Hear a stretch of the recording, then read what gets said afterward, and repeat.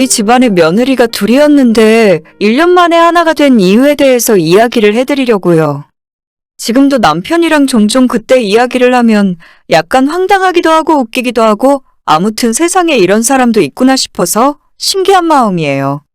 그 사람이 누구냐 하면 지금은 이혼하는 바람에 완전남이 되어버렸지만 올해 초까지는 제 형님이었어요. 제가 아들만 둘 있는 시댁 집안의 둘째 아들이랑 결혼했더니 당연히 위로 아주버님과 형님이 있더라고요. 형님은 저보다 2살 많았고 결혼을 조금 일찍 하셔서 그런지 4살짜리 아들을 낳아 기르시며 살림을 하는 전업주부였습니다. 뭔가 처음부터 인상이 별로였고 먼저 이 집안에 들어왔다는 이유로 살짝 선배 대접을 받으려고 하는 것 같았어요. 물론 손윗사람이니 제 쪽에서 대접을 해드리는 것이 맞는 일이지만 자꾸 제가 하는 일에 일일이 간섭하려 하고 하나하나 가르치려고 하는 말투가 마음에 들지 않더라고요. 집안 특성상 시부모님 댁에서 가족 모임을 자주 했었는데 안 그래도 싫은 사람과 자주 마주치니까 정말 죽을 맛이었죠. 일단 형님에 대한 이야기는 뒤에서 다시 하기로 하고 저희 시댁 설명을 먼저 하고 넘어가자면 저희 시부모님은 현재 한적한 시골에서 전원 생활을 하고 계십니다. 2년 전에 아버님의 건강이 안 좋아지셔서 한번 쓰러진 뒤로 도시 생활을 모두 정리하시고 전원주택에서 2분이 살고 계시는 중이에요. 아버님께서는 정년퇴직 전까지 일평생 하나의 대기업에서 일을 하셨고 임원까지 달고 은퇴하실 정도로 능력 있는 분이셨죠. 자식들에게 손을 벌리지 않아도 될 정도로 노후 준비도 완벽하게 해놓으셨고 오히려 아주버님과 저희 남편이 장가갈 때 아파트 전세 자금 정도는 보태주실 정도였습니다. 현재도 시골에서 전원 생활을 하고 계시지만 순전히 아버님 건강 문제 때문인 거고 마당에 잔디 깔린 2층 집에서 2분이 여유롭게 살고 계세요. 전원 생활이 여유롭긴 하지만 심심하기 때문에 저희가 자주 주말마다 놀러 내려가는 편이고 시부모님께서도 정말 편하게 대해주시기 때문에 약간 거짓말을 보태서 펜션 놀러 가는 기분으로 갔다 옵니다. 고기와 야채와 술을 잔뜩 싸들고 가서 바비큐도 해먹고 시댁 뒷마당에 작은 수영장도 있어서 여름에 굳이 돈 내고 풀빌라 갈 필요도 없어요. 저희는 여지껏 아이가 없지만 아들이 있는 형님네는 정말 자주 내려가더라고요. 그만큼 시부모님들께서 저희를 편하게 대해주셨고 특히나 집안에 제사나 명절도 없어서 연휴 중 아무 때나 미리 말씀드리고 하루 놀러가서 인사드리고 오면 끝입니다. 물론 그것도 가족끼리 따로 여행을 간다거나 그럴 만한 사정이 있으면 시댁에 방문하지 않아도 아무 상관없어요. 전혀 아쉬워하지도 않고 그런 일로 잔소리를 하시는 분들도 아닙니다. 하지만 그럼에도 불구하고 명절에 꼬박꼬박 인사를 드리러 가는 이유 중에 하나는 다른 날에도 편하게 잘 대해주시지만 명절에 인사드리러 가면 항상 며느리에게 용돈 봉투를 주시거든요. 꼭 돈 때문이라기보다는 평소에는 저희가 한 번씩 용돈을 드리는데 명절이라고 시부모님이 며느리들에게 용돈 봉투를 주시는 게 뭔가 재미있고 특별한 기분이잖아요? 이 나이에 누구한테 용돈을 받아보는 것도 쉽지 않고 보통 한 번 주실 때 100만 원씩 주시면서 이 돈은 며느리 너한테 주는 용돈이니까 남편한테 주지 말고 생활비로 쓰지도 말고 혼자 맛있는 거 사 먹으라고 말씀하시면서 주세요.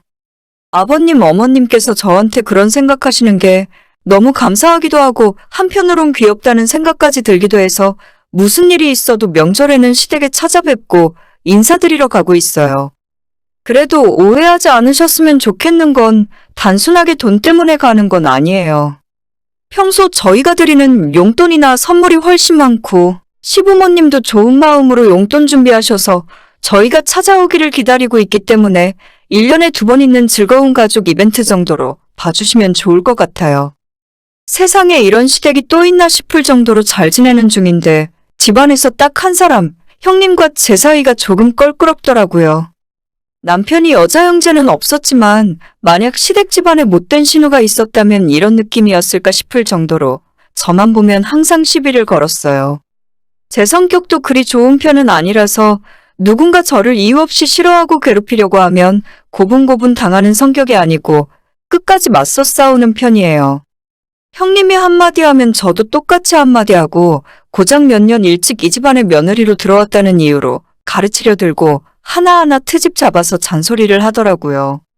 심지어 시어머님도 가만히 있고 제가 하는 것도 맞다 해주시는데 꼭 형님 하나 있는 게 신호도 안 할 것 같은 짓을 하면서 유치하게 시비를 걸어왔습니다.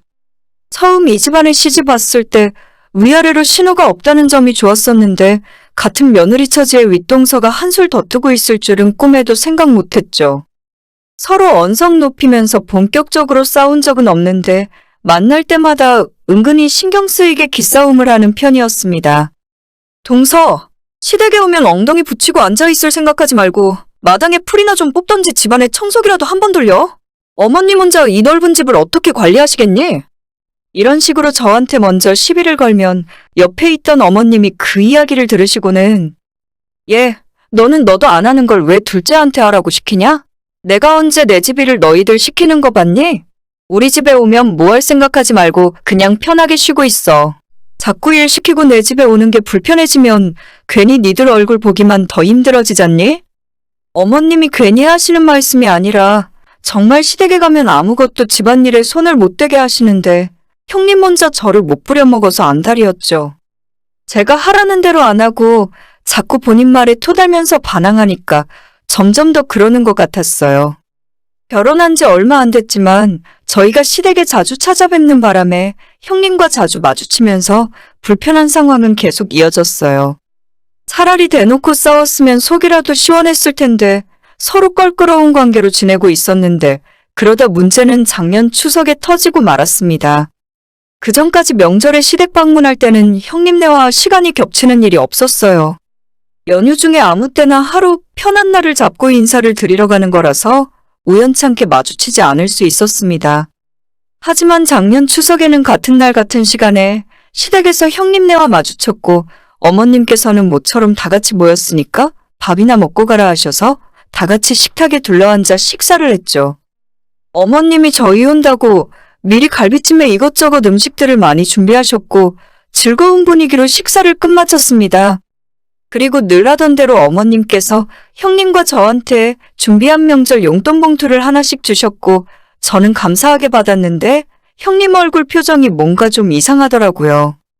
어머님이 저한테 봉투를 주시자 네가 그걸 왜 받냐는 표정으로 저를 노려보는데 대체 왜 저러는 건지 당시에는 이해가 가질 않았습니다. 이 인간이 저한테 시비 거는 것이 하루 이틀도 아니고 명절인데 어머님 아버님 앞에서 큰 소리 내기도 싫어서 그냥 무시하고 말았어요. 식사를 다 마치고 뒷정리와 설거지를 하려고 했는데 어머님이 아무것도 손대지 말고 그대로 일어나서 집에 가라 하셔서 쫓겨나듯 시댁에서 빠져나왔습니다. 한참 즐거운 마음으로 저희 친정집으로 가고 있었는데 그때 형님한테 전화가 왔어요. 이봐 동서, 대체 어머님이 동서한테 용돈을 왜 주신 거야? 저는 갑자기 이게 무슨 귀신 신하라 까먹는 소리를 하나 싶더라고요. 지금까지 매번 명절마다 어머님에게 용돈 받았다고 하니까 형님이 깜짝 놀라면서 시어머니가 동서한테도 그동안 용돈을 주신 거냐고 다시 물었어요. 아마 저 빼고 형님 혼자 용돈을 받고 있는 줄 알았나 보더라고요. 그럼 혹시나 해서 물어보는 건데 그 봉투에 용돈이 얼마나 들어있었는지 말해줄래? 순간 짜증이 확 나고 대체 뭐 때문에 이렇게까지 나를 견제하는 건가 싶어서 기분이 나빴지만 괜히 어머님이 오해받는 상황이 싫어서 솔직하게 100만 원이라고 이야기를 했습니다. 지금까지 계속 100만 원씩 주시던데 형님도 똑같이 받으시는 거 아니에요? 그러자 두 번째로 더 크게 놀라면서 어머님이 동서한테도 나랑 똑같이 100만 원을 주신다고?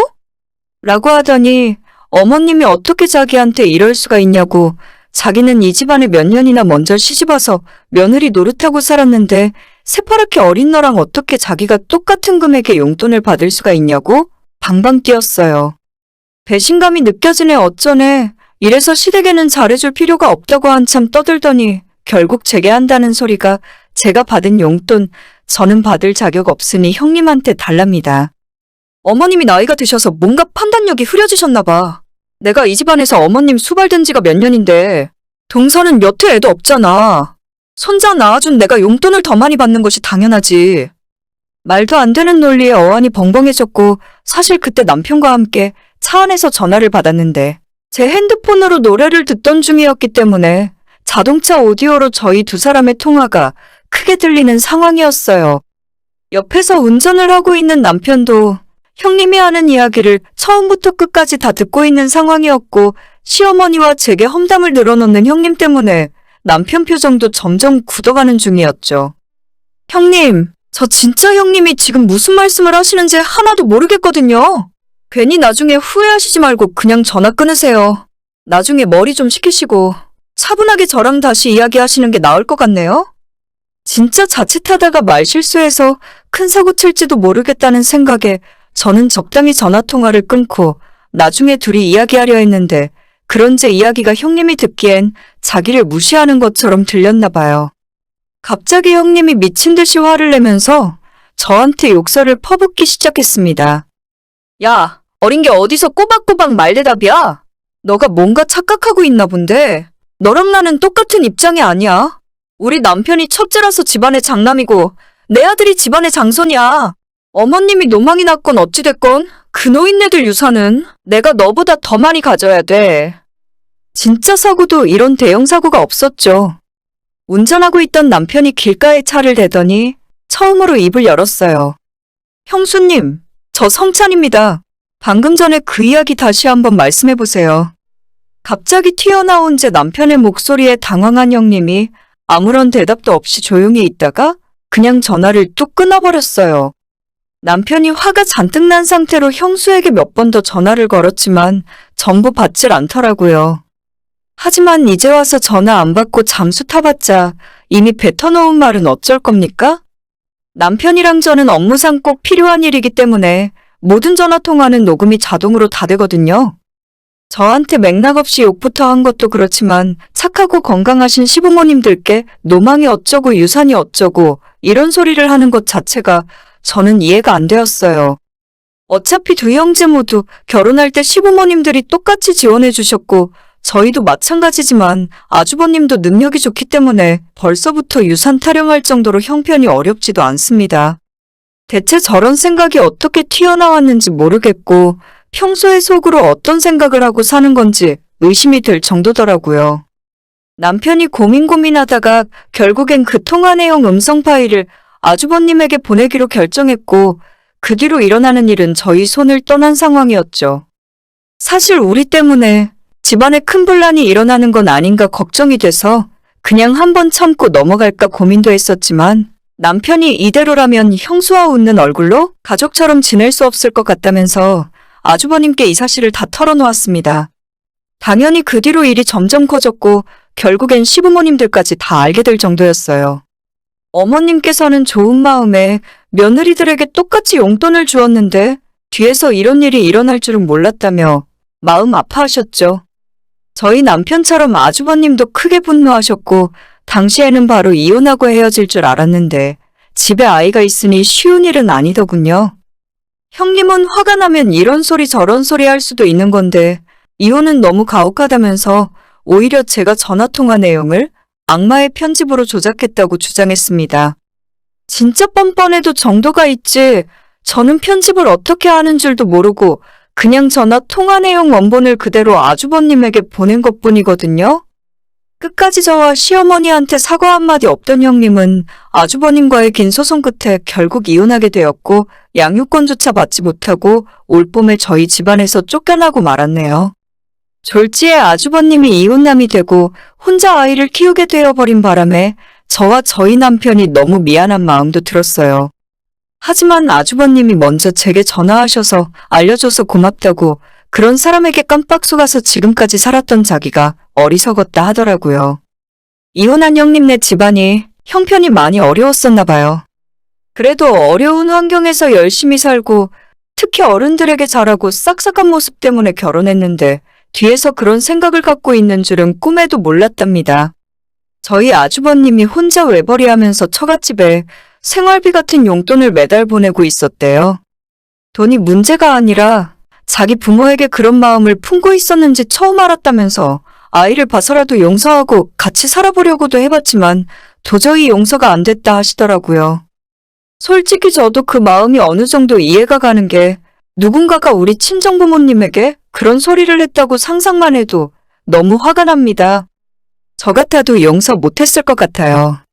조카가 좀 어리긴 해도 아주버님 다니는 직장 안에 어린이집도 있고 경제적으로 여유가 있기 때문에 도우미 아주머니도 자주 쓰는 것 같더라고요. 이래저래 너무 바쁜 날에는 시댁에서 어머님이 봐주시기도 하니까 아이 엄마가 없는 빈자리가 그리 크게 느껴지지는 않는답니다. 자기가 이 집안의 맏며느리라고 그렇게 의시되고 저를 깔보고 무시하더니 결국 집에서 쫓겨난 건 형님이었어요.